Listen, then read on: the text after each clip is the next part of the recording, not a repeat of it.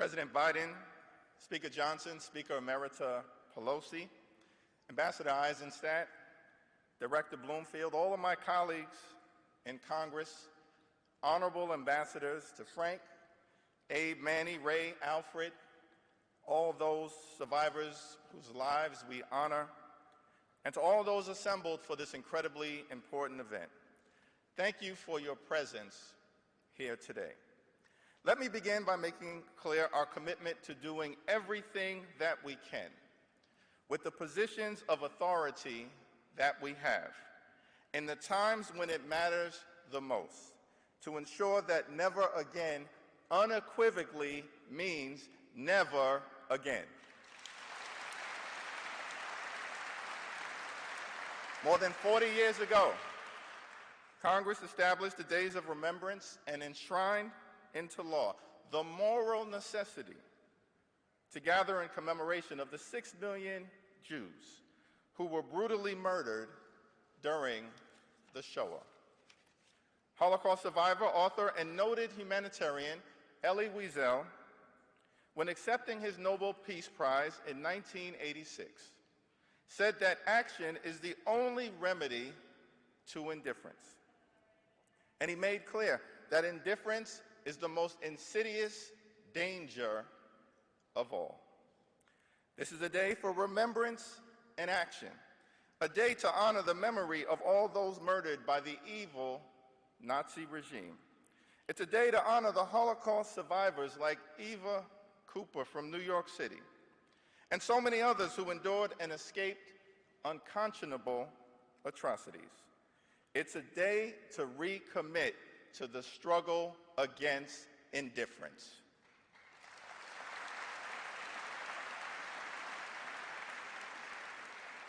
As the El Malay Rahameen prayer that will be heard today so beautifully and hauntingly pleads, we gather to ask God to protect and elevate the souls of those taken from our world too soon.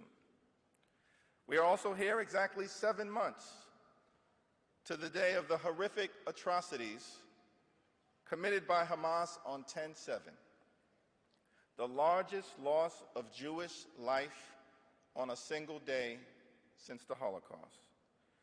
There are families whose loved ones were slaughtered. There are hostages still being held in horrific conditions.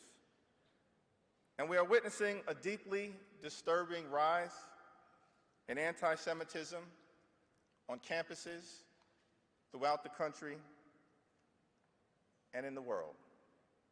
This is a very searing time for the Jewish community. Systematic oppression has been a reality of Jewish life for thousands of years, having to endure expulsions, pain, pogroms, persecution, prejudice, and the horrors of the Holocaust, a previously unthinkable crime against humanity. Last Sabbath, Jewish communities across the world read the Torah portion, which followed the tragic deaths of Aaron's 2 sons, Nadav and Avihu. During this moment of great vulnerability, Aaron receives instructions from God that he, as the high priest, must carry out during the Yom Kippur service. We learn from God and Aaron that Jewish life, practice, and community must continue in the face of horrific tragedy. Aaron embodies what it means to be resilient when confronting immense pain. Today, in partnership with the Jewish community, we recommit to carrying on with strength and resilience. We recommit to the remembrance of the Holocaust. We recommit to the principle of never again, and we recommit to eradicating anti-Semitism whenever and wherever it rears its ugly head.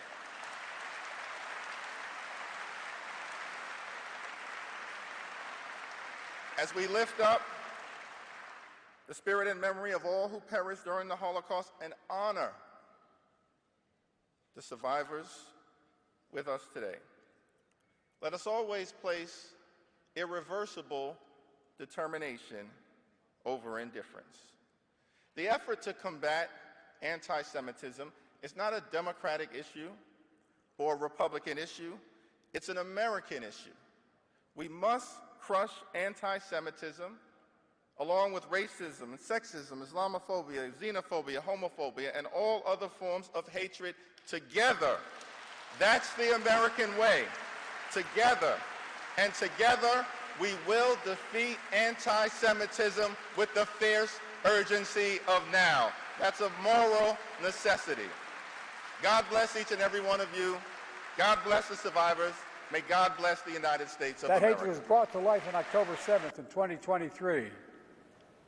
On the sacred Jewish holiday, the terrorist group Hamas unleashed the deadliest day of the Jewish people since the Holocaust.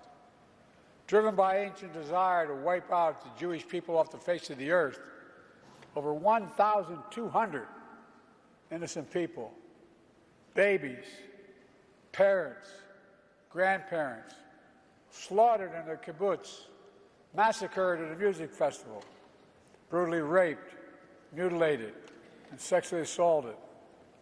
Thousands more carrying wounds, bullets and shrapnel from the memory of that terrible day they endured. Hundreds taken hostage, including survivors of the Shoah. Now, here we are, not 75 years later, but just 7.5 months later, and people are already forgetting. They're already forgetting that Hamas unleashed this terror. It was Hamas that brutalized Israelis. It was Hamas who took and continues to hold hostages. I have not forgotten, nor have you, and we will not forget.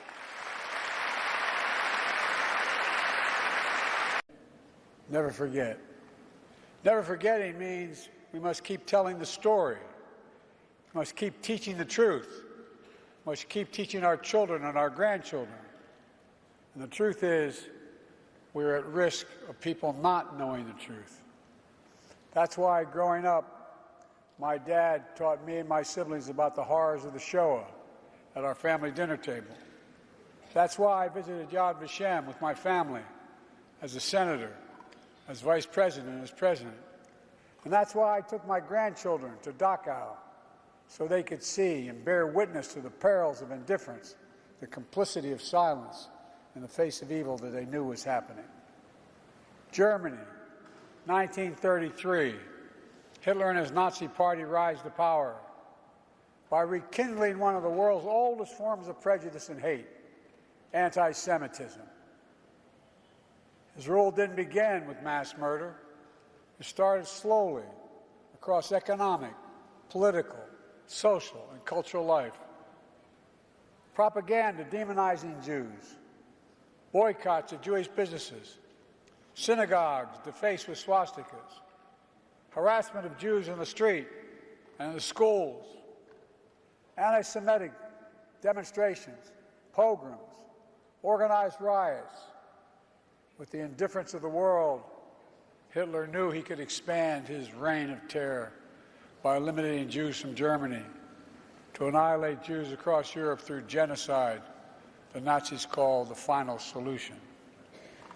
Concentration camps, gas chambers, mass shootings. By the time the war ended, 6 million Jews, 1 out of every 3 Jews in the entire world, were murdered. This ancient hatred of Jews didn't begin with the Holocaust. It didn't end with the Holocaust either, or even after our victory in World War II. This hatred continues to lie deep in the hearts of too many people in the world.